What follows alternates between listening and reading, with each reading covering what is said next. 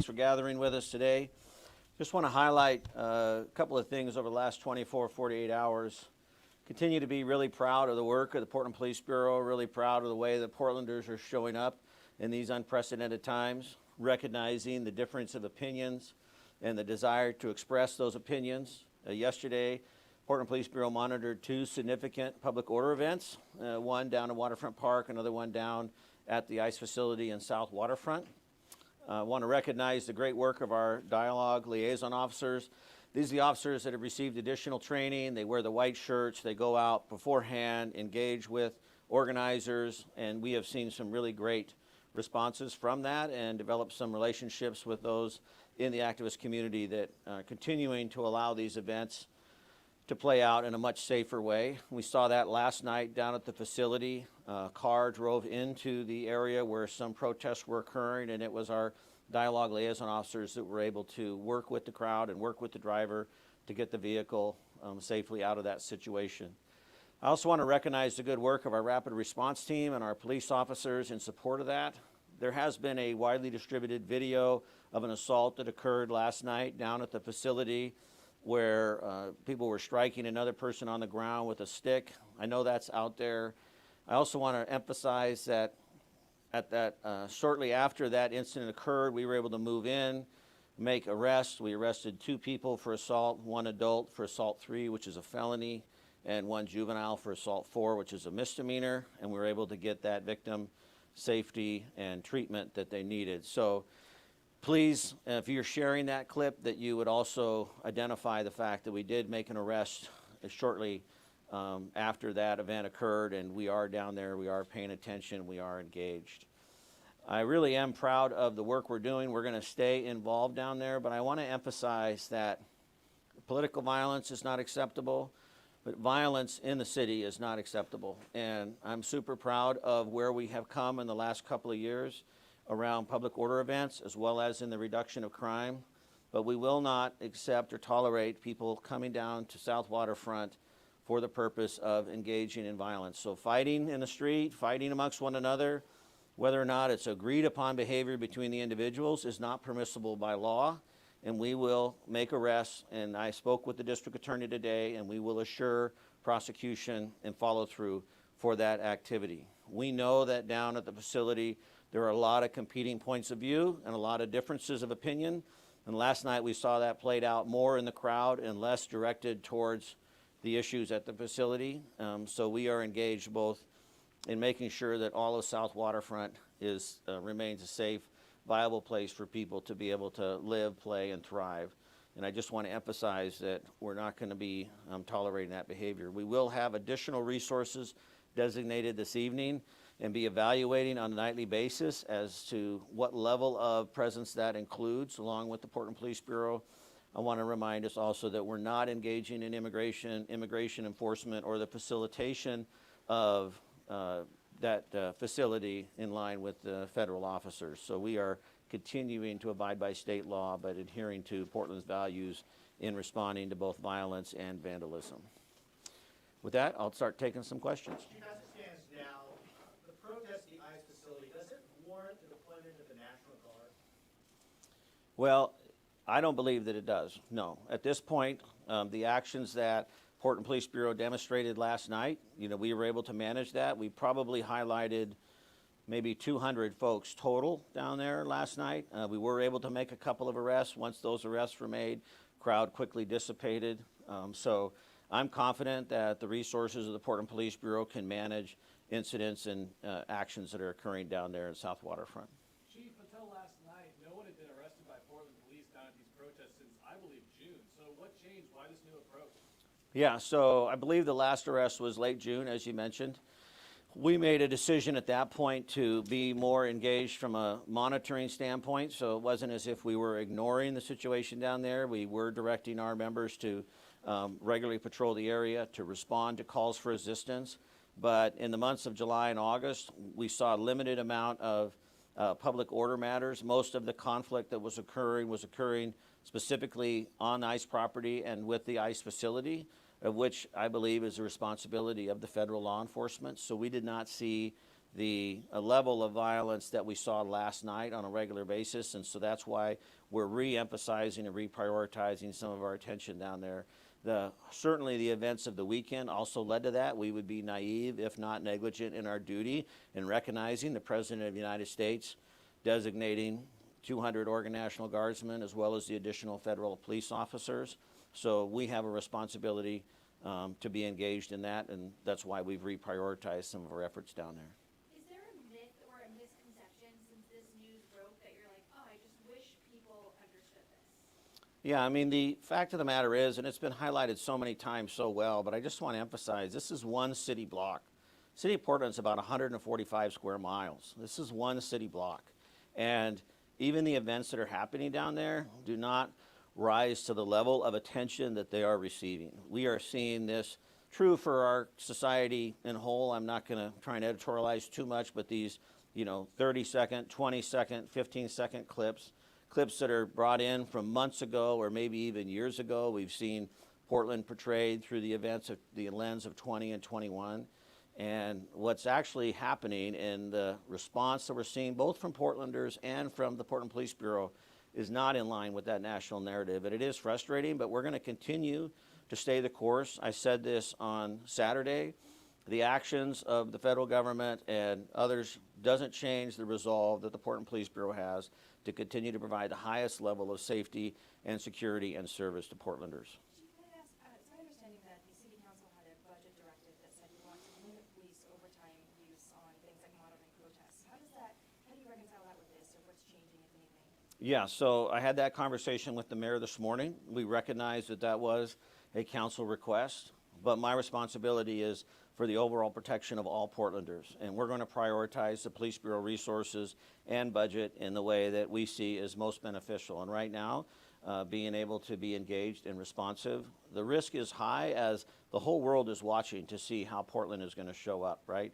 We are seeing interest from across the country about Portland specifically. And I am incredibly proud to not only be the chief, but to serve this city. And I see this as a chance for us to be able to demonstrate what we've learned, how we've grown, and the trajectory we are on that is very positive. And to do so, I'm going to make sure the Police Bureau can support that.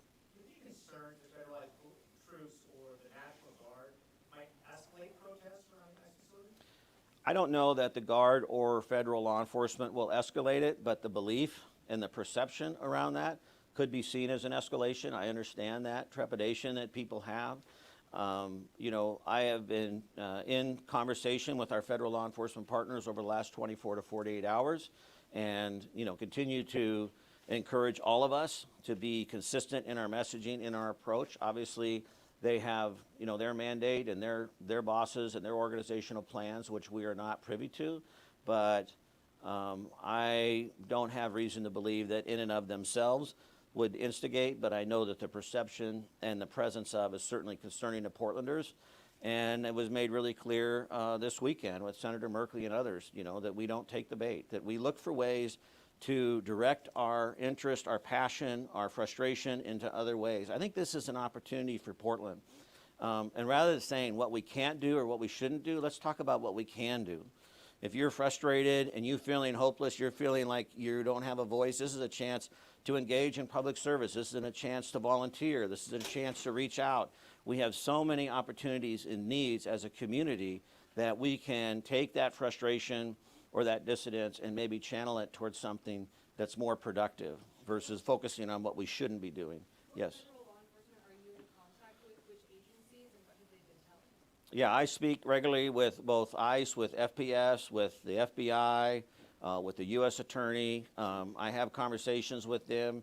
We conflict information, talk about whether or not there's been arrests, talk about, just making sure we're in communication. As I said, from an operational standpoint, there isn't that type of sharing of information because we don't want to cross those lines where it could be seen as if PPB is involved in immigration enforcement.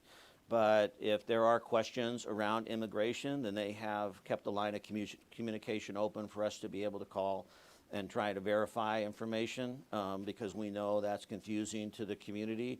And they've been sensitive to that, and they have been receptive and continue to be responsive to our outreach to try and bring clarity the best we can in a very, very complex situation.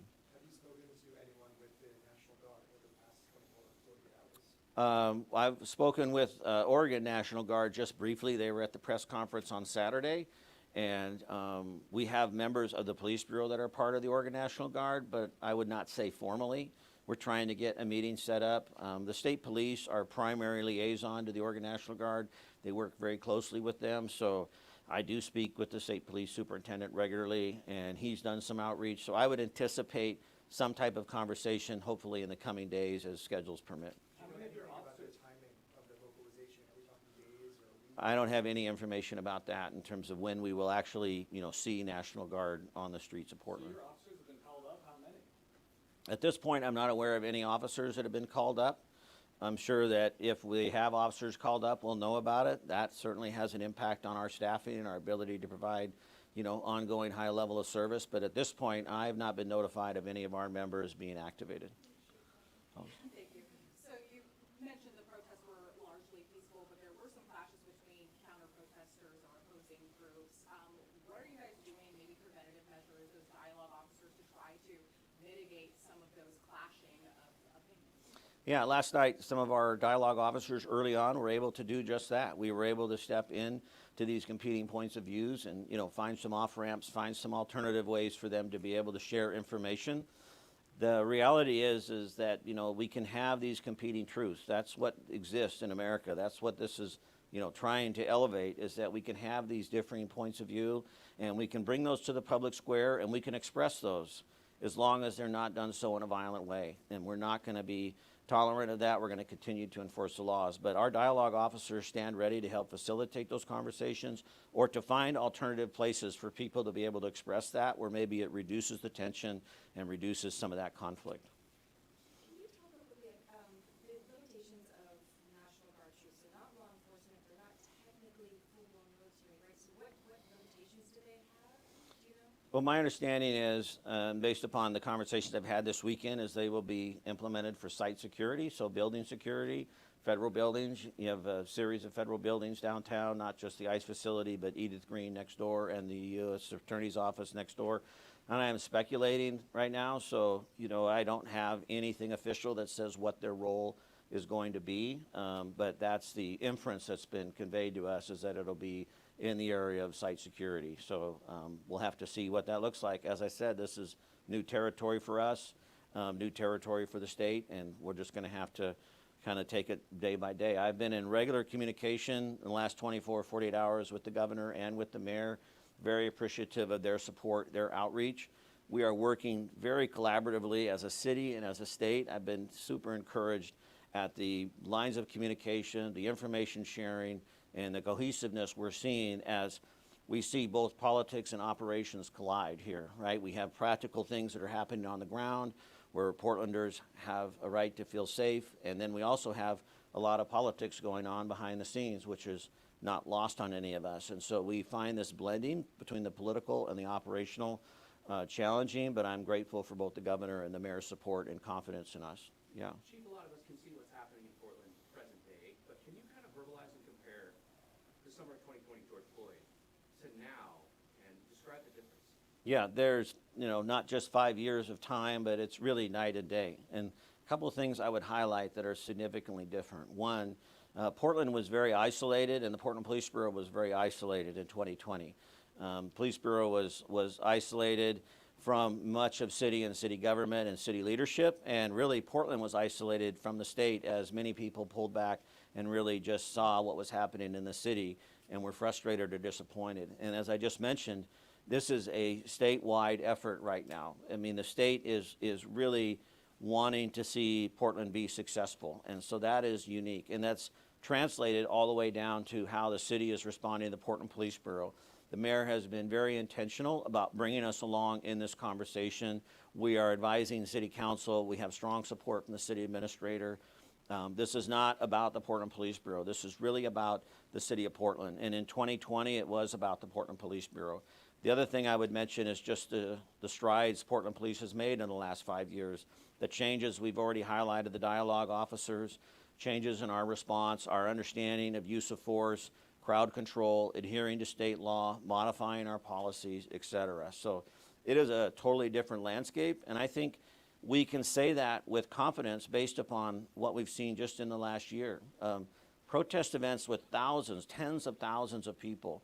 But even last night, where we had a peaceful protest, and then even though we had some disturbances at the facility, after a couple of quick targeted arrests, it quickly dissipated, and that was the end of the story. So I think we're in a much stronger place. Can you describe the difference between your skills, the officer skills for crowd control, versus what the National Guard troop might come in as far as their training? How that? Well, I can't speak to the differences because I'm not familiar with how the National Guard does their training. What I can say is Portland Police is seen as an international leader in the area of public order management. You know, we're regularly called upon to teach around the country, even as far away as England. We've pulled stuff from Europe, learned from Europe, as well as Canada. And our team is training at the gold standard recommended by National Tactical Officers Association. So we are really on the cutting edge of what it means to manage these public order events, and couldn't be more grateful for that and seeing how that's being applied in real time, focusing on crowd management, crowd support, less about crowd control, doing the outreach ahead of time. And we're seeing groups respond to that. We're seeing organizers reaching out to us and connecting with us, and us being able to touch places that we haven't in the past. What can you tell us about that helicopter that's been hovering overhead? We've been hearing a lot of concern from residents who can hear it. Is this a federal helicopter? What do you know? I have no details on the helicopter. I hear it as well, but I have no details on that. I refer that to, you know, maybe it's the the FFA or FAA would be my suggestion. I don't have any specifics on that. You didn't go out and buy one? No, Portland Police Bureau does not own a helicopter. You can print that. You said Portland Police will be present at the facility tonight. Are you expecting another large demonstration there tonight? And in coming nights, you said that Portland Police will evaluate on a nightly basis whether they Right. actually go out there. What will be your threshold? How will you be evaluating, and what will you see that will make you decide whether to go? Right. Well, so I don't discuss specific operational plans because of security risk and, you know, the safety of both our officers and for the community. But it's important to me in these early days where I know there is a lot of visibility and a lot of tension, given the announcement from the president, that Portlanders can feel assured that we are being focused and we are being engaged. So when we take these extra efforts, it does put a strain on the organization. We have to call in officers, you know, on overtime. We have to reprioritize some of our response capabilities. And so it really is a day-by-day basis. And this is true for the city as a whole. I'm speaking specifically about what's happening down on South Waterfront, but we do this on a regular basis. If we have a major tactical incident, for example, we have to readjust our resources. And that could happen, you know, in addition to this event. So if we have a major crime, a homicide or something like that, we have to adjust. So it's not entirely uncommon, but I want to just emphasize that we're sensitive to the energy transpiring down there at this time, and we're paying attention to it. Are we good? What? Any more questions? Just a couple more. Give you the opportunity to share a single message to the president and those directly involved with the deployment of the National Guard. What would that message be? Well, my message is that I have tremendous confidence in the ability of the Portland Police Bureau to provide the highest level of safety and security for all of Portlanders and for all the facilities in the city of Portland. And that we are well on our way to demonstrating that throughout the efforts of the past couple of years, and I don't see that changing. So we're in good shape. I don't see the need for the National Guard at this time. I really believe that we've got a handle on it. Are you frustrated that you're responsible for public safety in the city and you don't even know the details or plans for soldiers coming here? No, it doesn't frustrate me because the reality is, as I said, this doesn't change how we show up. We're going to be consistent. We're going to be consistent in what we do on a daily basis, and we're going to have to adjust. It doesn't mean that I'm naive or not paying attention to these outside influences, but the message of the Portland Police Bureau is we're going to stay fixed on our goals. We're transforming the dynamic between the police and the people we serve. We're reducing crime and the fear of crime, and we're focused on organizational growth and development. We've been doing that for 2 years. We're going to continue to do that as long as I'm in this chair. Are we good? Thanks a lot, all right?